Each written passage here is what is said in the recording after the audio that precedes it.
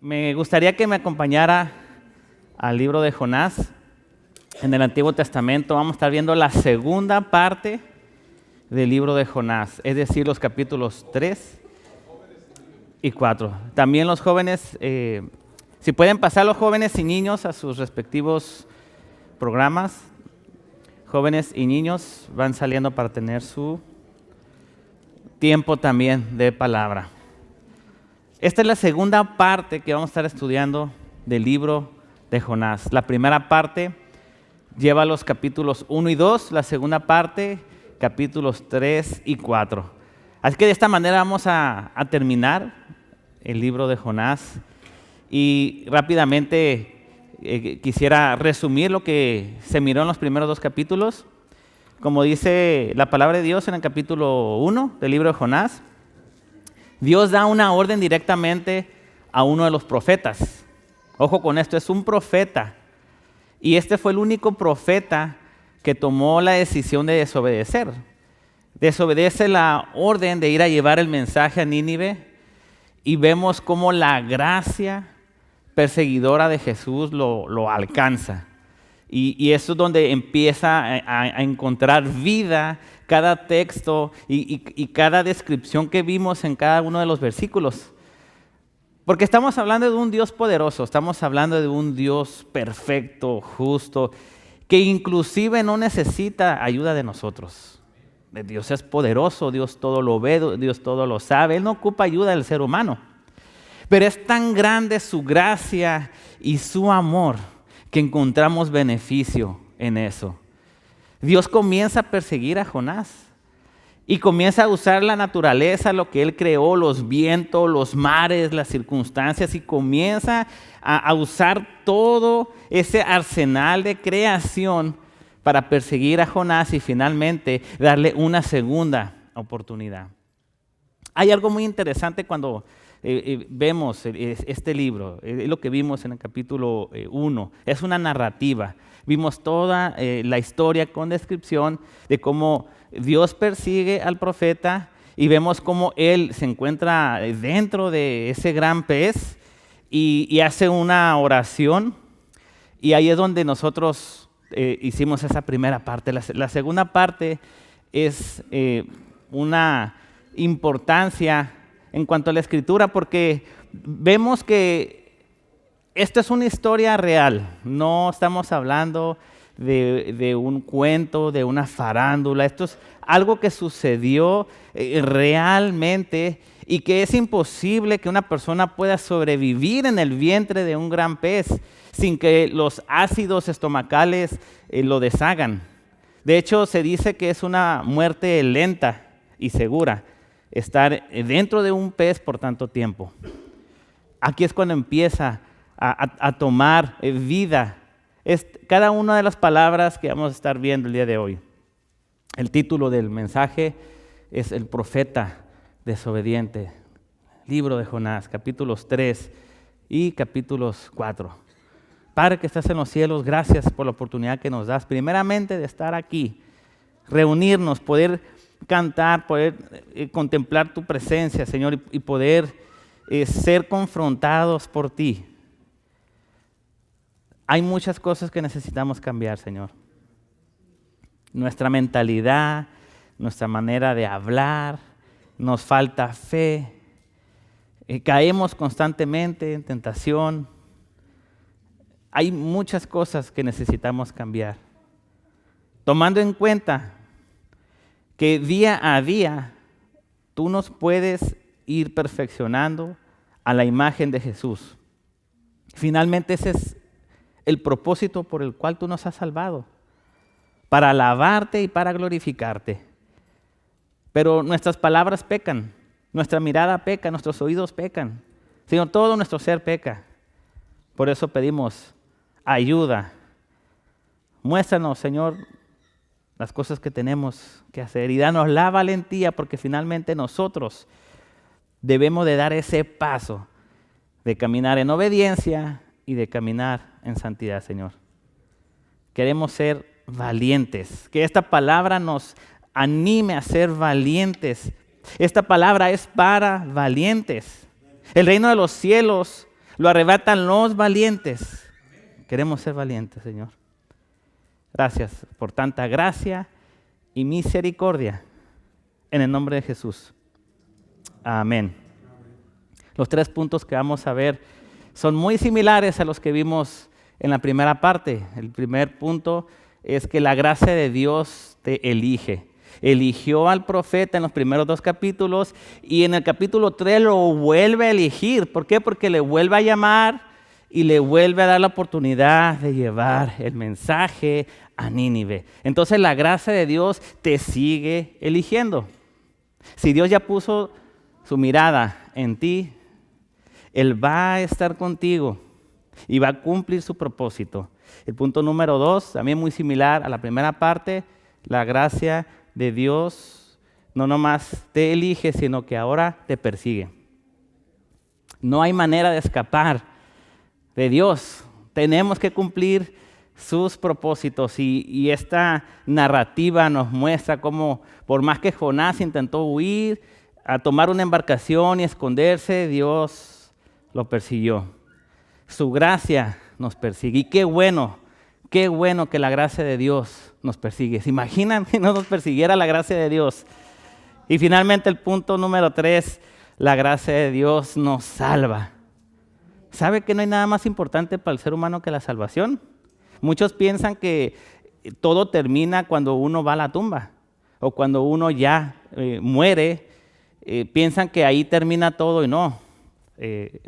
Lo mejor está por comenzar después de que nosotros morimos. La salvación es la más importante de todo ser humano. Y la gracia de Dios te salva, te sigue salvando, sigue salvando. Ese es nuestro punto número 3. Vamos al punto número 1, la gracia de Dios te sigue escogiendo, te sigue eligiendo.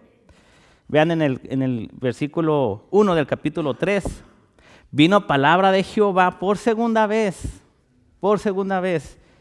diciendo, levántate y ve a Nínive, aquella gran ciudad, y proclama en ella el mensaje que yo te diré.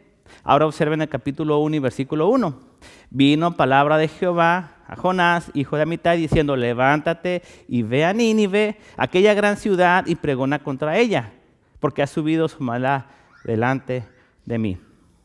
Para poder avanzar en este primer punto, acerca de viene nuevamente la palabra de Jehová, debemos de ver el contexto que está en el capítulo 2, versículo 10, versículos 9, en donde este profeta se encuentra dentro de un gran pez.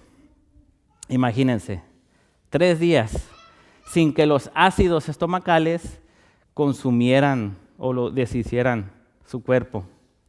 Y mientras él estaba dentro, él estaba haciendo también una oración. Y vemos que en esa oración es una oración muy bien elaborada, es un profeta, estamos hablando de alguien que conoce la ley, que conoce la relación con su Dios, pero no muestra nada de arrepentimiento, es una oración convenenciera. Entonces vemos que Dios da una orden a este gran pez, a este monstruo marino, da una orden. Imagínense en medio del océano, a mandar a hablar a un gran pez desde las profundidades, y no nomás a mandarle a hablar, sino que lo llevara a vomitar a tierra. Es lo que dice el texto 10 del capítulo 2. O sea, no nomás vomitó a Jonás en medio del océano, sino que lo llevó a la tierra. Esos detalles son importantes. Y hay que ver que cuando el ser humano, hay orgullo en el ser humano, hay orgullo en el hombre, porque el hombre ha logrado hacer grandes cosas. Pero cuando el hombre se compara con Dios, vemos que hay un contraste muy grande. El hombre podrá tener habilidades y podrá profesionalmente entrenar, por ejemplo, déjeme usar esta ilustración, entrenar mascotas y dar órdenes a los animales para que puedan desarrollar una obediencia. De manera que si usted lleva su mascota a un lugar de entrenamiento, ellos van a lograr que su mascota desarrolle una obediencia. Entonces vemos que usted da órdenes a su mascota y obedece. Lo mismo vemos aquí en la frontera, a una milla de aquí. Vemos los perros policía, cómo están entrenados y capacitados y reciben órdenes específicas y obedecen. Pero yo no me imagino a un ser humano parado en medio del océano y que mande llamar a un gran pez. Imagínese eso, no existe.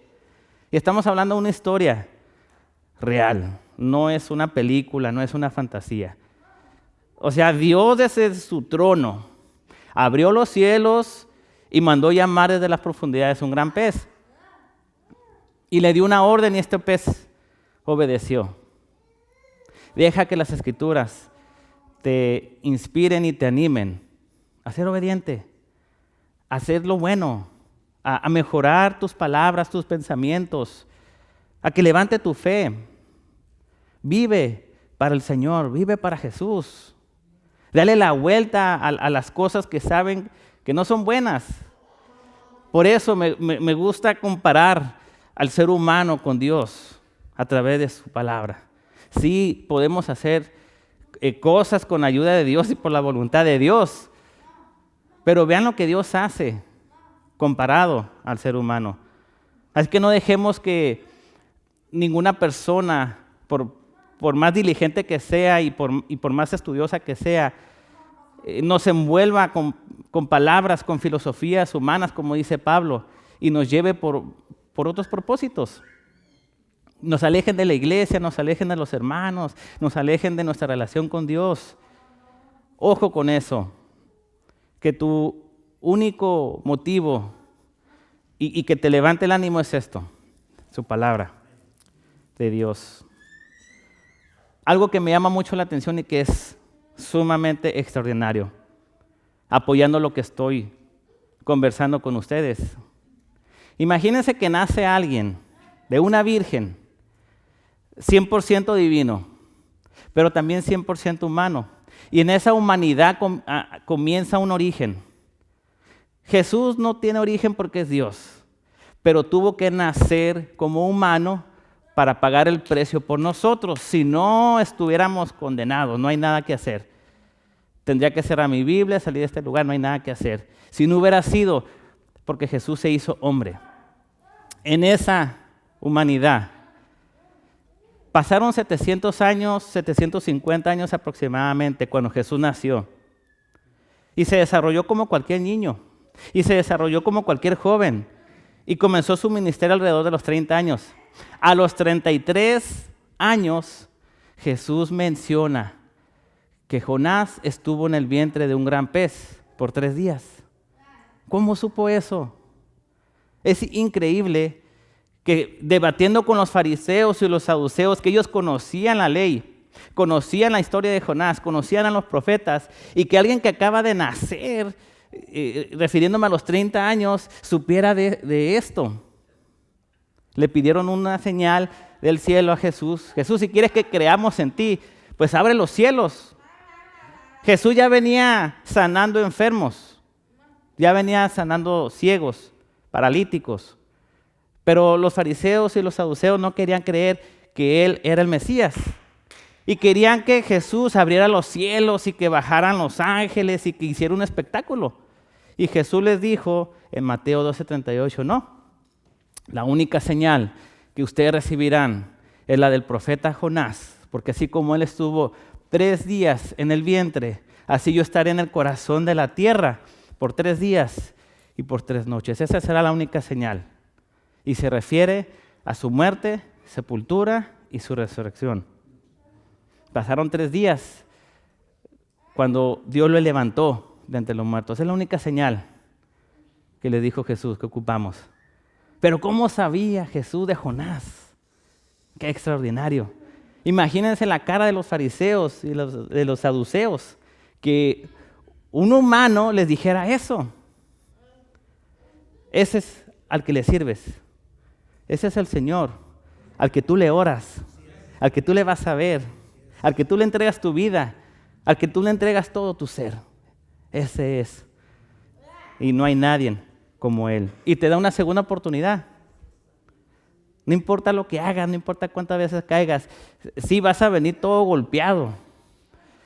Pero Dios es un Dios de segundas oportunidades. Y le dice a Jonás, levántate, ve a Nínive, Predica el mensaje que yo te diré. Bien. Alguien está enojado.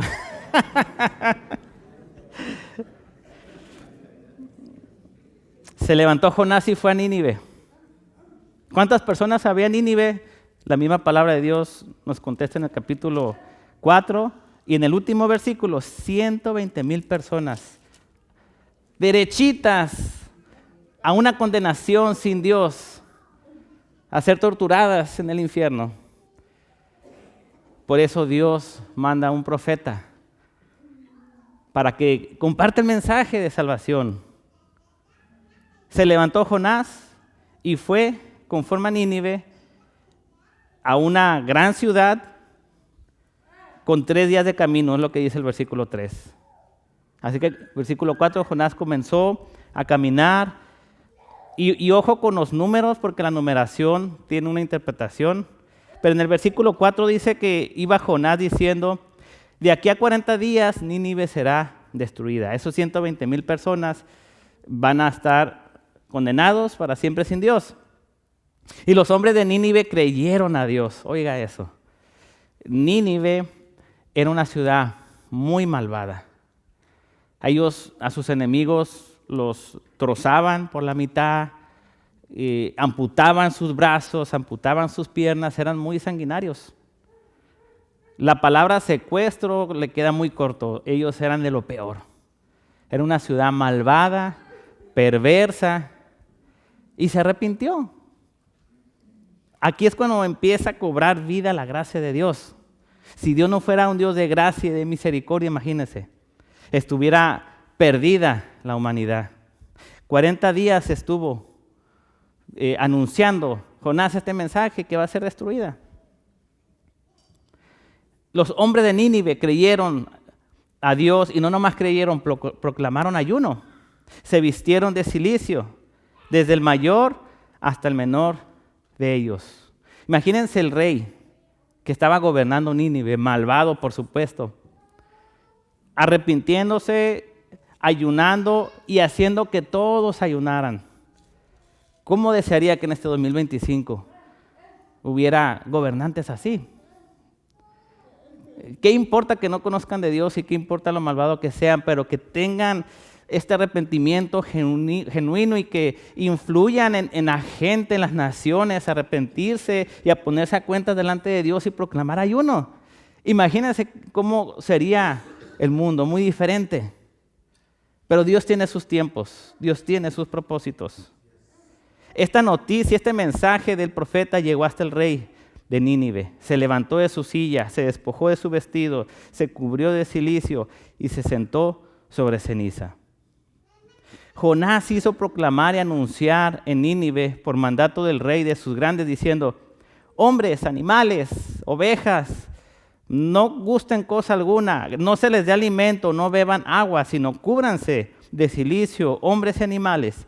Oigan, clamen a Dios fuertemente y conviértase cada uno de su mal camino, de la rapiña que hay en sus manos. ¿Quién sabe si volverá y se arrepentirá Dios y se apartará del ardor de su ira y no pereceremos? O sea, entró un temor en alguien que era malvado, entró un temor, tembló delante de Dios, tembló delante de la palabra de Jonás. Y en la primera parte que vimos en el capítulo 1, los marineros de la embarcación en donde Jonás había huido rumbo a Tarsis, que tampoco conocían a Dios porque ellos iban haciendo otro tipo de sacrificios, iban adorando otros dioses. Y vemos que al ver este gran suceso en donde Dios ordenó a un gran pez, a un monstruo marino, que se tragase a Jonás, y ellos comenzaron a hacer sacrificio, comenzaron a clamar a Dios, lo mismo que estamos viendo exactamente aquí, lo mismo que hace Nínive, hicieron los marineros, en donde Jonás se encontraba en esa embarcación. Es lo que hace la gracia de Dios, es lo que hace su poder, es lo que hace su amor. No hay imposible para Dios. Yo no sé si tú estás orando por algún familiar, por algún amigo, por algún compañero, pero no dejes de orar, no dejes de tener fe. No te canses, no desmayes. Pueden pasar tiempo, pueden pasar años. Mi papá duró 10 años orando por mí. Y pudo haber sido muy fácil que dijera, Dios, ya no hay nada que hacer. Ya 10 años. Pero mi papá nunca dejó de orar por mí. Hasta que le di la noticia, he conocido la gracia de Dios. No deje de orar por todos, por esta nación, por los suyos, por sus enemigos. No deje de orar. ¿Quién sabe si volverá Dios? Se arrepentirá y nos perdonará a todos. Efectivamente, en el versículo 10 del capítulo 3, vio Dios lo que hicieron. ¿Qué hicieron? Se convirtieron de su mal camino, se arrepintieron del mal y Dios no los hizo. O sea, Dios no los destruyó. Los pudo haber destruido. Pudo haber destruido Nínive, pudo haber destruido al profeta Jonás y no los destruyó por su gracia. ¿Y por qué estoy tan seguro que los puede destruir? Porque en Génesis Dios ya había destruido a la humanidad a través del diluvio, 40 días. Dios destruyó a todos los humanos. No sobrevivió nadie más que Noé y su familia. Así que creo que después de ver todos estos versículos, Jonás merecía ser destruido. Nínive merecía ser destruido. Nosotros merecíamos ser destruidos, pero la gracia de Dios nos elige, la gracia de Dios nos persigue y la gracia de Dios nos salva. Extraordinario como es Dios, porque Él en su justicia nos da lo que nosotros merecemos, pero en su amor nos abraza, nos elige y nos da una segunda oportunidad. Pero si nos convertimos de nuestro mal camino y si hay arrepentimiento verdadero, yo no veo arrepentimiento en este profeta, qué increíble. No he visto hasta la fecha arrepentimiento. ¿Por qué? Porque en el capítulo 4 Jonás se enoja porque Dios tiene misericordia de Nínive. Oiga eso, un profeta de Dios enojado porque Dios tuvo misericordia del más malvado y del más perverso, del más sanguinario, que era Nínive, capítulo 4. Y estamos entrando al punto número 2. Ahora la gracia de Dios tiene nuevamente que perseguir a este profeta necio, desobediente. Y al final Dios nos da la respuesta por qué esa actitud de este profeta, conociendo a Dios, conociendo su ley. Y miramos que él con orgullo dice, soy hebreo, temo a Dios y sirvo a Dios. Pero ya en acción no se ve. Pero vamos a encontrar esa respuesta al final de este capítulo. ¿Por qué así Jonás? Y cómo Dios vuelve otra vez con su gracia a perseguir a este profeta. Se nos lleva al punto número 2. Versículo 1 del capítulo 4. Pero Jonás se apesumbró en extremo y se enojó. Versículo 2 del capítulo 4. Quiso impresionar otra vez con esta oración. Jonás oró a Jehová y dijo, ahora, oh Jehová, ¿no es esto lo que yo decía estando aún en mi tierra? Por eso me apresuré a huir a Tarsis, porque sabía yo que tú eres Dios clemente, piadoso, tardo en enojarte y de gran misericordia y que te arrepientes del mal. Ahora pues, oh Jehová, te ruego que me quites la vida, porque mejor me es la muerte que la vida. Y eso nos comprueba lo que dijimos en la primera parte, cuando Jonás intentó suicidarse. Muy inteligente este profeta. Al ver cómo la embarcación estaba por voltearse, porque Dios trajo los vientos y los huracanes y los tornados y los marineros sabían que iban a perecer. Y Jonás les dice, si me avientan al agua, todo se va a calmar. Pero realmente era un suicidio. O sea, Jonás quería terminar con esto porque sabía que Dios iba a tener misericordia de Nínive y él no quería y dice, yo mejor me suicidio. Y involucro a los marineros, les digo que me avienten al mar para yo perecer. Eso comprueba lo que estamos viendo aquí en este texto. Ahora, Jonás en oración le pide a Dios que le quite la vida. Ahí está. Versículo 3 del capítulo 4. Jehová, mejor quítame la vida. Me es mejor la muerte que la vida. Eso me recuerda a la oración también de Jesús en el Getsemaní. Pero por favor no lo comparemos. Jesús sabía que le venía todo lo que conllevó su crucifixión, es decir, los latigazos, toda la tortura, todo el dolor. Jesús sabía que lo iban a torturar y que iba a ser doloroso. Y la oración de Jesús sí fue una oración genuina, en donde en su humanidad tenía miedo de ser castigado físicamente, emocionalmente y sufrir humillación. Aquí yo no veo a este profeta que tenga la justificación o que tenga el derecho de arrepentirse. Es muy sencillo, él nomás tenía que llevar el mensaje a Nínive. Y lo que Jesús en esa oración del Getsemaní pide es algo muy similar. Padre, si tú quieres, oigan, pidiendo la voluntad de Dios, si tú quieres que esta copa pase sobre mí, pero hágase conforme a su voluntad. Menciono este texto porque quiero que compare la oración de Jesús y la oración de Jonás. Jonás, número uno, está enojado. O sea, está en la carne, pues no hay nada espiritual, no hay gracia, no hay misericordia en él. Jonás está enojado porque Dios tuvo misericordia sobre los hombres. Entonces usa ese enojo, usa la carne, usa los frutos de la carne para decirle a Dios que le quite la vida. Cuando nosotros oremos como Jesús. Pidamos conforme a la voluntad de Dios. Si usted sabe que le espera algo fuerte, algo duro, tiene que atravesar por una enfermedad, tiene que atravesar por un cáncer, tiene que atravesar por tomar decisiones que sabes que te va a doler, que sabes que te va a lastimar, pero dile al Señor conforme a tu voluntad. Y si eso es lo que tienes para mí, amén. Tú estás conmigo, tú tienes el poder, tú eres Dios, tú vas conmigo, tú no me sueltas. Amén. Lo que venga para nosotros. No tengamos miedo a la muerte, no tengamos miedo a la enfermedad, no tengamos miedo a los cambios. Si tú estás seguro y estás alineado con la voluntad de Dios, si tú se la pides, que venga lo que venga. Y nosotros nomás digamos, amén. Está conmigo. Jonás no muestra arrepentimiento. Le pide a Dios que le quite la vida. Hay un problema de corazón. Hay un problema en amor al prójimo. No tiene compasión por el prójimo. No tiene misericordia por el prójimo. Jehová comienza a tratar con él. La gracia de Dios trata con nosotros y nos prepara para la venida de Jesús.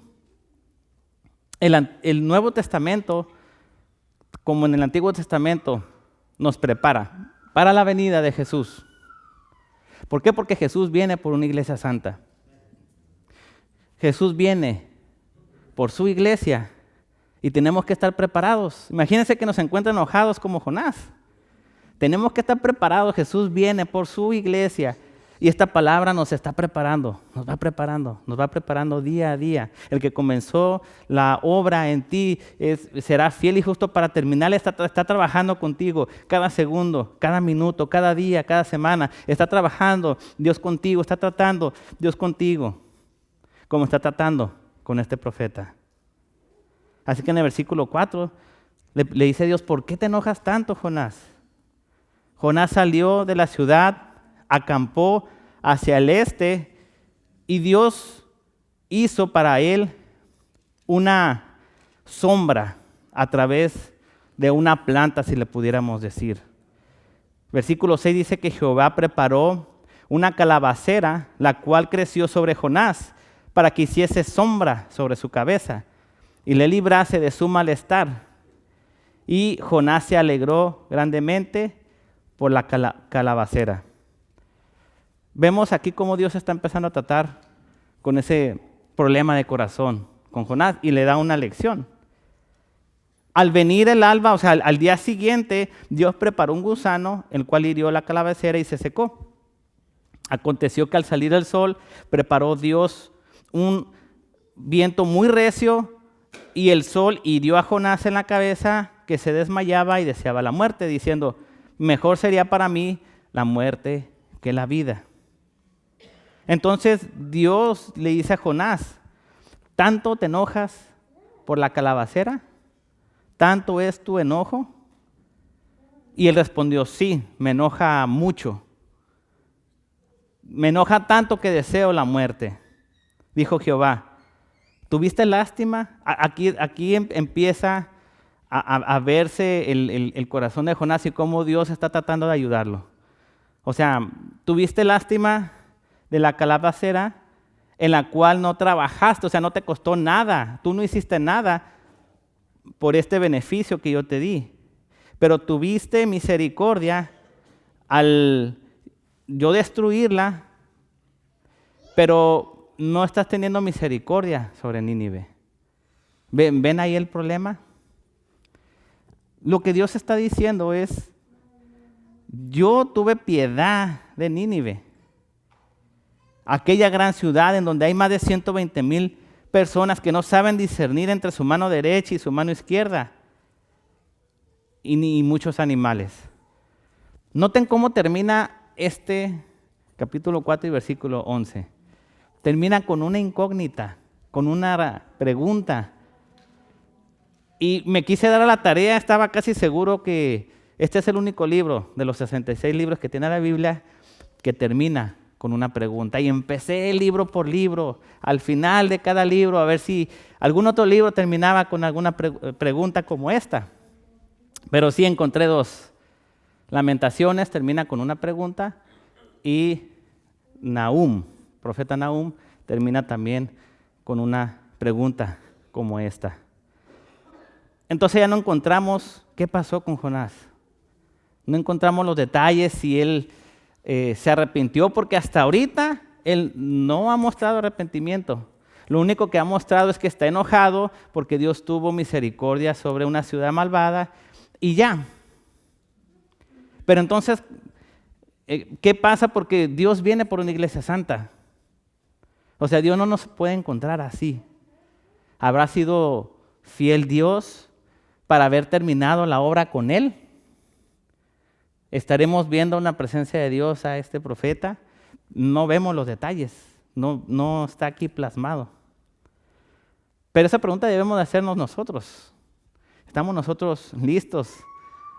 Ya sea que nosotros tengamos que partir primero o que venga Jesús por su iglesia, ¿estamos listos? ¿Cómo está nuestro corazón? ¿Estamos enojados o molestos con Dios por alguna situación? ¿O porque pensamos que Dios no nos escucha, Dios no nos entiende, que Dios nos ha olvidado?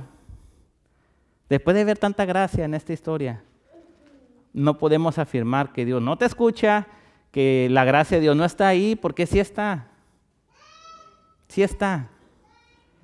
Y vemos cómo Dios tiene un gran interés en salvar a este mundo.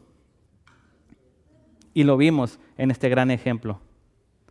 Pero el hombre no sabe discernir. Dios sí sabe. Quiero terminar con este texto que está en Isaías, el último de Isaías, que va a ser el capítulo 66. Retroceda unos libros, porque quiero que me acompañe, con esto va a terminar, al último capítulo de Isaías, que es el 66. Y el versículo 21. Esto nos ayuda a entender por qué la insistencia de Dios de que Jonás llevara al profeta a predicar a Nínive, y por qué estas 120,000 personas eran almas destinadas al infierno. Y le dolía a Dios, porque a él sí le costó. A Jonás no le costó nada, pero a Jesús le costó todo. Jesús tuvo que sufrir tortura física, sí, su carne despedazada por mi pecado. Le escupieron en la cara, le quitaron su ropa, lo humillaron, lo golpearon, lo crucificaron. A nosotros no nos costó nada, a Jonás no le costó nada, pero a Dios sí le cuesta, le duelen las almas. Y este versículo es increíble. El profeta Isaías 66, versículo 21, dice, y tomaré también de ellos, o sea, está hablando de las personas que van a estar en la presencia de Dios, personas salvas, hijos adoptados. Dice, tomaré de ellos, o sea, tomará de nosotros sacerdotes y levitas, dice Jehová. Porque como los cielos nuevos y la nueva tierra que yo hago permanecerán delante de mí, dice Jehová. Y así permanecerá vuestra descendencia y vuestro nombre. Ojo con esto, de mes en mes y de día de reposo, en cada día de reposo, vendrán todos a adorarme delante de mí, dice Jehová. O sea que todos los días le vamos a adorar, es lo que dice Jehová. Y luego dice, y saldrán y verán los cadáveres de los hombres que se rebelaron contra mí, porque su gusano nunca morirá, ni su fuego se apagará, y serán abominables a todo hombre. Este es un claro ejemplo de cuál era el destino de Nínive, de estas 120,000 personas. Sus cadáveres se los iba a estar comiendo un gusano, iban a estar en un fuego que nunca se iba a apagar. Eso es algo que Dios sabía y le dolía. Pero Jonás mostró una actitud egoísta y a él no le importó que Dios tuviera misericordia de Nínive. Ahora yo les pregunto, ¿cómo está nuestra misericordia y nuestra compasión por las personas? Ya viendo este texto, sabiendo que aquel que no se le predique y se le muestre este evangelio perecerá. O sea, sus cadáveres siempre van a estar ahí, un gusano siempre se los va a estar comiendo y va a estar el fuego ahí. Así es que es importante que seamos valientes y haya compasión en nosotros. Primeramente en estar alineados a la voluntad de Dios para poder compartir con nuestra familia. Ahí ya hay un gran trabajo. En nuestra casa hay que estar derechitos, alineados, conforme a lo que Dios manda, empezando por nosotros en nuestra casa. Y luego de ahí, ¿qué pasa? Nos vamos al trabajo. Estar derechitos en el trabajo. Tratar de hacerlo mejor. No ponga su mirada en el hombre. Usted viva para agradar a Dios. Y en esa actitud que usted muestre, es una manera de predicarle a este mundo. El mundo está observándote. Y si tú haces y caminas en obediencia, puedes colaborar a alcanzar este mundo. Por lo menos tengamos compasión por este mundo. Y la compasión comienza por nosotros, en estar alineados a la voluntad de Dios. Tampoco queramos salir de nuestra casa y ponernos una capa de Superman y voy a alcanzar el mundo. No, hermano. Estemos caminando en obediencia a Dios. Y Dios ya nos dio las órdenes. ¿Qué hay que hacer? Los 10 mandamientos, empezando por ahí. No robarás, no mentirás. Adora a Dios todos los días de tu vida. Vive una vida de confesión todos los días. Pidamos perdón a Dios. Vive una vida de confesión, como dice primera de Juan 1:9. Confesarnos todos los días las palabras que decimos. Que haya realmente una conciencia limpia para poder ver cuando hacemos mal, cuando hablamos mal y pedir perdón y hacer cambios radicales para agradar a Dios. Eso es lo que tenemos que hacer. Al final, el tercer punto, la gracia de Dios te salva, está ubicada en este último versículo 11 del capítulo 4, que termina con una pregunta que tiene que ver con la salvación de tu alma. Hay 2 maneras de recibir a Jesús. Al menos hemos aprendido estas 2 maneras en general, porque al final de cuentas una oración es una oración personal, tú y Dios. Pero digamos que lo más común es cuando tú haces una oración de arrepentimiento y le pides perdón a Dios por tus pecados que era una oración que nosotros esperábamos de Jonás y que no ocurrió en 4 capítulos, no ocurrió. O sea, Jonás oró, pero no se arrepintió. Que eso no nos pase a nosotros esta tarde. Toda oración debe de llevar arrepentimiento. Entonces, cuando oramos con arrepentimiento y le pedimos perdón a Dios por nuestros pecados y somos valientes y le damos la espalda a la maldad y vivimos para Cristo, si es la voluntad de Él, conforme a su palabra dice que entonces naces de nuevo, eres una nueva criatura y eres un hijo de Dios. Esa es una oración de arrepentimiento, va llevado con una acción. Y otra manera es como dice Mateo 5, en el Sermón del Monte, Jesús predicó acerca de las aventuranzas, las bienaventuranzas. O sea, ¿cómo había salvación antes de Jesús? Porque nosotros tenemos salvación a través de Jesús. Pero ¿qué del Antiguo Testamento? ¿Qué de toda esa gente que aún tenían que sacrificar animales para salvación? ¿Cómo eran salvos? ¿Cómo fue salvo David? ¿Cómo fue salvo Salomón y todos los hombres de la fe? A través de las bienaventuranzas, en Mateo 5, en el Sermón del Monte. Bienaventurado los pobres en espíritu. Bien, léalo usted. Si una persona sigue esas bienaventuranzas, alcanza la salvación por justificación por fe. Romanos capítulo 5. Así eran salvos en el Antiguo Testamento. Por las bienaventuranzas, Jesús lo predicó. Se viene un programa de recuperación de las bienaventuranzas. Habrá salvación, por supuesto. Tienes que invitar a alguien, tienes que contagiar a alguien. No sé lo que tengas que hacer, ahí está tu oportunidad de tener compasión por el hermano y por esta comunidad. Al menos trae a alguien, invita a alguien que conozcas, que pueda hacer esta combinación con este programa. ¿Por qué? Porque ya vimos que habrá salvación. La gracia de Dios te salva. La salvación aún está para el perdido. Y nosotros tengamos entonces compasión.